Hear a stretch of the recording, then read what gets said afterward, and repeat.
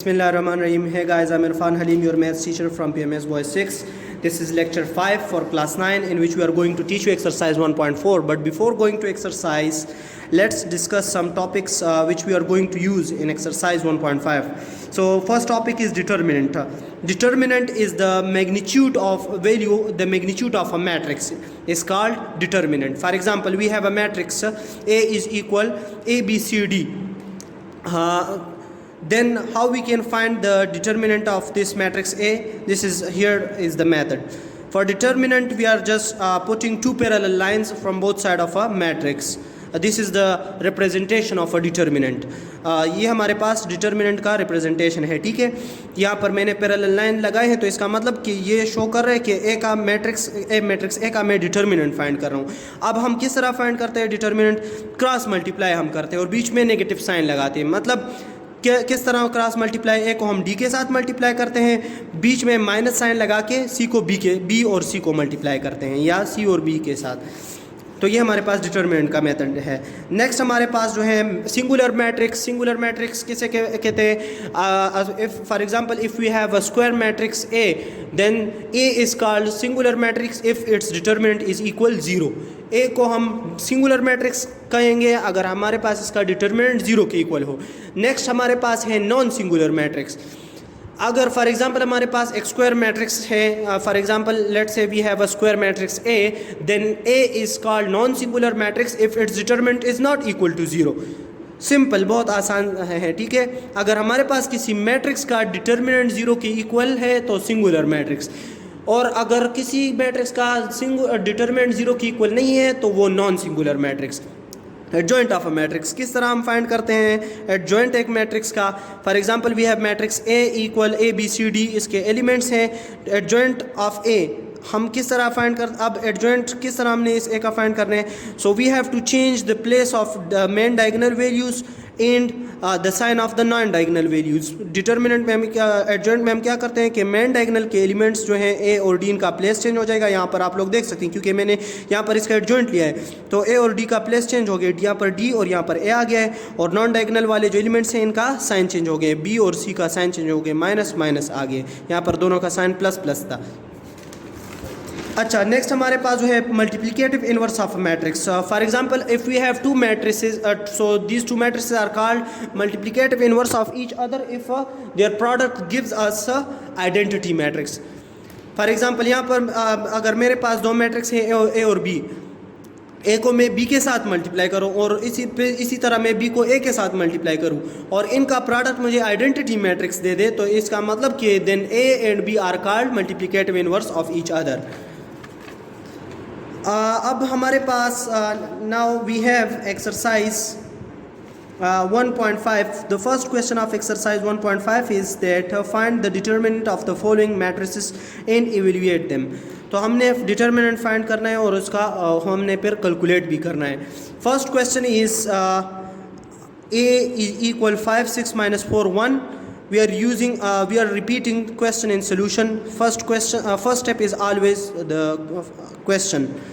Solution में हम हमेशा के लिए क्वेश्चन को रिपीट करते हैं, ठीक है. So for determinant we have to just put two parallel lines from both side of this A on and from its value as well. तो हम अब किस तरह फाइंड करेंगे डिटरमिनेंट को? हमने क्रॉस मल्टीप्लाई करना है. पहले 5 को 1 के साथ मल्टीप्लाई करेंगे. यहाँ पर हमने इसको मल्टीप्लाई किया है और फिर बीच में माइनस साइन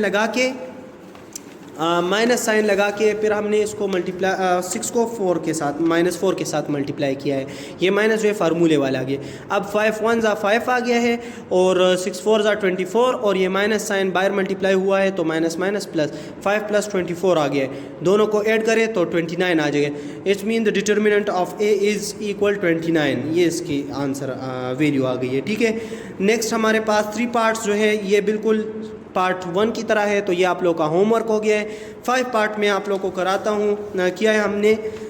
फिर इसी तरह 5 पार्ट को मैंने मतलब क्वेश्चन को हमने रिपीट किया है सोल्यूशन में. 2p - 3q r - s, इसका डिटरमिनेंट के लिए हम पैरेलल लाइन लगाते हैं. यहाँ पर देख सकते हैं आप लोग, ऊपर स्क्वायर ब्रैकेट मैंने लगाए, नीचे मैंने सिंपल पैरेलल लाइन लगाए, ठीक है. तो ये डिटर्मिनेंट को रिप्रेजेंट करने के लिए। अच्छा, किस तरह हम करते हैं, क्रॉस मल्टीप्लाई करते हैं 2p को माइनस s के साथ, बीच में माइनस फार्मूले वाला r को 3 माइनस 3q को r के साथ, ठीक है। अब ये मल्टीप्लाई करें तो पहले हम मल्टीप्लाई करते हैं साइन को, यहाँ पर कुछ साइन नहीं है तो प्लस है, प्लस माइनस माइनस 2ps आ जाएगा। इसी तरह से माइनस प्लस माइनस 3qr आ जाएगा। अब यहाँ पर ये माइनस 2ps तो अपनी जगह पर आ जाएगा, और यहाँ पर ये माइनस सिर्फ आप बाहर मल्टीप्लाई करें तो माइनस माइनस प्लस और 3qr अपनी जगह पर आ जाएगा। ये इसका आंसर आ गया हमारे पास।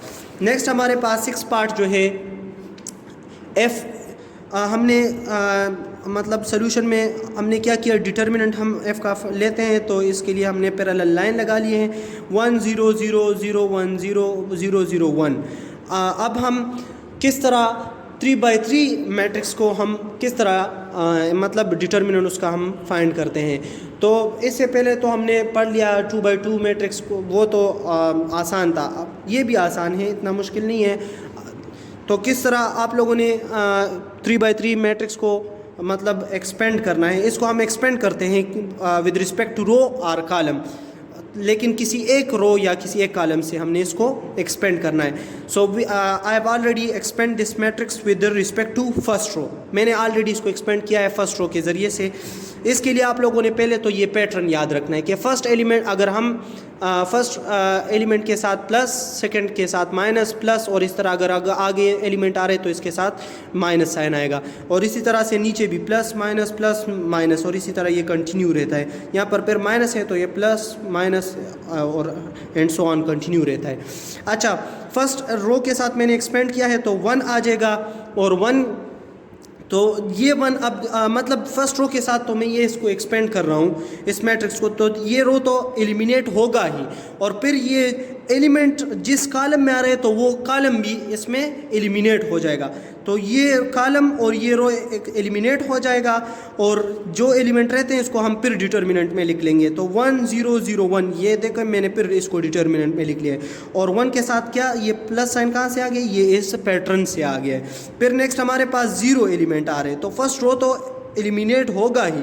अब ये 0 जो है जिस कॉलम में है वो भी एलिमिनेट हो जाएगा, तो सेकंड कॉलम एलिमिनेट इसके साथ हो जाएगा, और 0 के साथ क्या साइन लगेगा, माइनस। यहाँ पर आप लोग देख सकते हैं -0, और जो एलिमेंट ये कॉलम और ये रो जो है एलिमिनेट हो जाएगा, तो क्या एलिमेंट्स रह जाएंगे 0 0 0 1 0 0 0 1, ठीक है। फिर हमारे पास ये एलिमेंट, तो इसके साथ क्या साइन लगेगा, प्लस, ये देखिए +0 हमने लिख लिया है। अब ये कॉलम और ये रो एलिमिनेट हो जाएगा, तो हमारे पास कौन से एलिमेंट रह गए, 0 1 0 0 0 1 0 0। अब इसको सिंपल जिस तरह हमने 2/2 मैट्रिक्स को मतलब डिटर्मिनेंट उसका हमने फाइंड किया था, इसी तरह से हमने इसका भी डिटर्मिनेंट फाइंड करना है, ठीक है।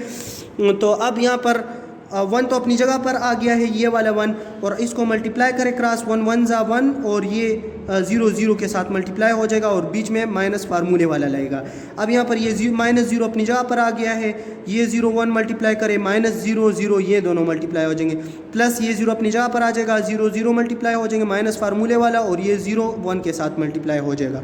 अब यहाँ पर हमारे पास इसको कैलकुलेट करते हैं, तो हमारे पास 1 अपनी जगह पर आ जाएगा, 1 1 के साथ मल्टीप्लाई करें तो 1 0 के साथ 0, तो 0 आ जाएगा, माइनस अपनी जगह पर, ये -0 अपनी जगह पर, ये 0 1 0 आ जाएगा, 0 0 0 आ जाएगा, ये 0 +0 अपनी जगह पर आ गया है, 0 0 0 आ जाएगा, -1 0 0 आ गए। अब यहाँ पर ये 1 अपनी जगह पर, 1 -0 से 0 सॉरी 1 -0 से 1, 0 -0 अपनी जगह पर, 0 -0 0 आ जाएगा, +0 अपनी जगह पर, और 0 -0 तो 0 आ जाएगा।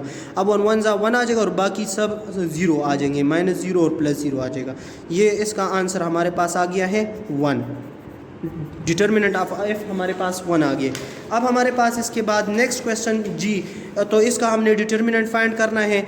डिटर्मिनेंट के लिए हमने पैरेलल लाइंस लगाए हैं, फिर इसको मैंने एक्सपेंड किया है विद रिस्पेक्ट टू रो 1, इसी रो 1 2 2 से मैंने इसको एक्सपेंड किया है, तो ये तो एलिमिनेट होगा ही, और फिर नंबर बाय नंबर कॉलम भी इसके साथ एक्सपेंड हो मतलब एलिमिनेट होते जाएंगे।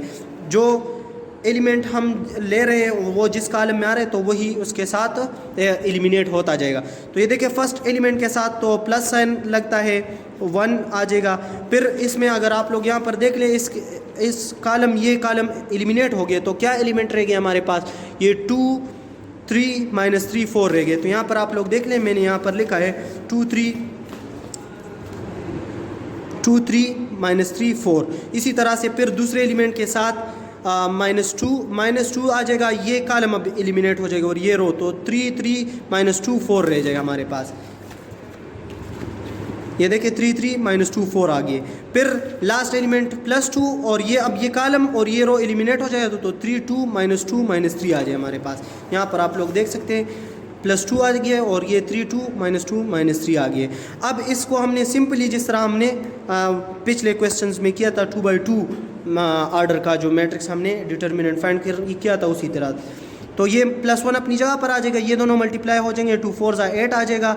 यहाँ पर बीच में फार्मूले वाला माइनस साइन होता है और यहाँ पर ये माइनस है तो माइनस माइनस प्लस 3 3 9 आ जाएगा। ये -2 अपनी जगह पर आ जाएगा, 3 4 12 माइनस बीच फार्मूले वाला होता है और एक ये माइनस, तो माइनस माइनस प्लस और 3 2 6 आ गए हमारे पास। फिर ये +2 अपनी जगह पर, 3 3 9 और प्लस माइनस -9 आ गए, बीच में माइनस फार्मूले वाला होता है एक माइनस, तो यहाँ पर है माइनस माइनस प्लस 2 2 4 आ जाएगा।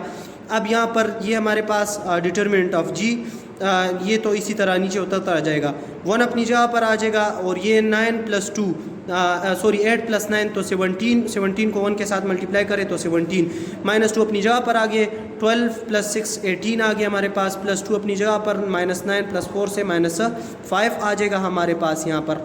अब यहाँ पर ये 17 अपनी जगह पर और यहाँ पर ये मल्टीप्लाई करें तो ये हमारे पास -36 और यहाँ मल्टीप्लाई करें तो -10 आ गया है। अब इन सब को ऐड करें तो आप लोग के ऐड सब्ट्रैक्ट करेंगे तो आप लोग के पास आंसर आ गया है -29। डिटर्मिनेंट ऑफ जी हमारे पास क्या आ गया है, -29 यहाँ। अच्छा, नेक्स्ट हमारे पास क्वेश्चन है find which of the following matrix are singular and which are non singular. तो बहुत ही सिंपल है, मैट्रिक्स का हम डिटर्मिनेंट फाइंड कर लेंगे, अगर 0 के इक्वल आ गए तो मतलब सिंगुलर, अगर ना 0 के इक्वल नहीं है तो नॉन सिंगुलर। तो ये फर्स्ट मैट्रिक्स है, इसका डिटर्मिनेंट हम फाइंड कर रहे हैं, 5 1 5 ये और 3 2 6, बीच में माइनस फार्मूले वाला लग गया है, तो 5 - 6 से क्या आता है -1, तो 0 के इक्वल नहीं आया तो इसका मतलब determinant of A is not equal 0, 0 के इक्वल नहीं है तो इसका मतलब A is non singular. B भी इसी तरह से आप लोग कर लें, डिटर्मिनेंट इसका फाइंड कर लें, डिटर्मिनेंट 0 के इक्वल आ गया तो इसका मतलब बी इज़ सिंगुलर मैट्रिक्स। इसी तरह से आप लोग सी भी कर लें, सी को आप लोग डिटर्मिनेंट इसका फाइंड कर लें। तो ये तो जनरल इसमें एलिमेंट्स यूज़ हुए हैं तो ये तो 0 के इक्वल नहीं आ सकता, तो इसीलिए ये भी हमारे पास नॉन सिंगुलर ही होगा। डी हमारे पास ये आप लोग का होमवर्क हो गया है। थर्ड क्वेश्चन है एक्सरसाइज 1.5 का, find the adjoint of the following matrices. Adjoint हम किस तरह फाइंड करते हैं, तो हमारे पास ये मैट्रिक्स ए दिया है, एडजॉइंट हम एडजॉइंट ऑफ ए मैंने लिखा है, मैंने आप लोग को बताया था कि एडजॉइंट हम किस तरह फाइंड करते हैं कि मेन डायगोनल एलिमेंट्स, इस मेन डायगोनल का एलिमेंट्स का प्लेस चेंज हो जाएगा और नॉन डायगोनल एलिमेंट्स का साइन चेंज हो जाएगा। तो ये देखिए एडजॉइंट ऑफ ए मैंने लिखा है, तो ये इन दोनों का प्लेस चेंज हुआ है, 4 1 आ गया है और 3 और 2 दोनों का प्लस साइन है, तो इन दोनों का साइन नेगेटिव में चेंज हो जाएगा, यहाँ पर भी माइनस यहाँ पर भी माइनस, और बाकी जो पार्ट्स है 3 4 5 2 3 4 ये आप लोग का होमवर्क हो गए इंशाल्लाह। और नेक्स्ट जो है बाकी क्वेश्चन इंशाल्लाह वो आप लोग इसके पार्ट 2 में देख सकते हैं। Thank you.